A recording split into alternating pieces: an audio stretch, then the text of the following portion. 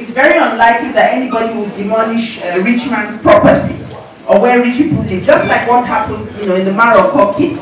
The point about this kind of demolitions is that they're oppressive, they don't go through the correct process, and they show contempt for the masses.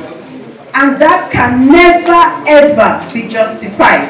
What Ambode did, was disgraceful, and the fact that it actually violated, the process that was already in place.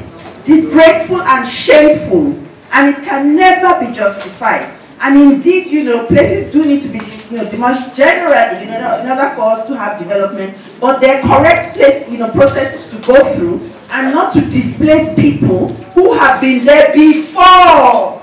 Even the people coming to demolish the place were there in the first place. So I think that that's a very central point, because it shows the inherent contempt that a government has for the people. When you wake up in the morning and go and demolish where people live. And of course in Nigeria, like we said, you do it and nothing will happen. And it's precisely because of that this kind of attitude continues. So I think there's no justification for that. I think it was important what that said to you. If your house is demolished and the government has not gone through the due process, you are entitled to compensation.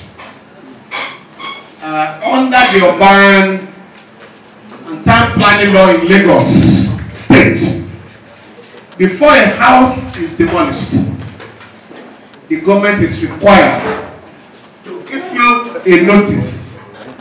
If you are contesting that notice, you will go to Alausa. There is a committee that is supposed to be in place in the Ministry of Physical Planning.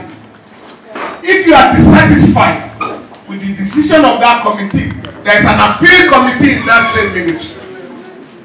If you are still dissatisfied, that law says you can go to court. So if you don't pursue this process, even by the government, any demolition carried out in Lagos or anywhere is illegal.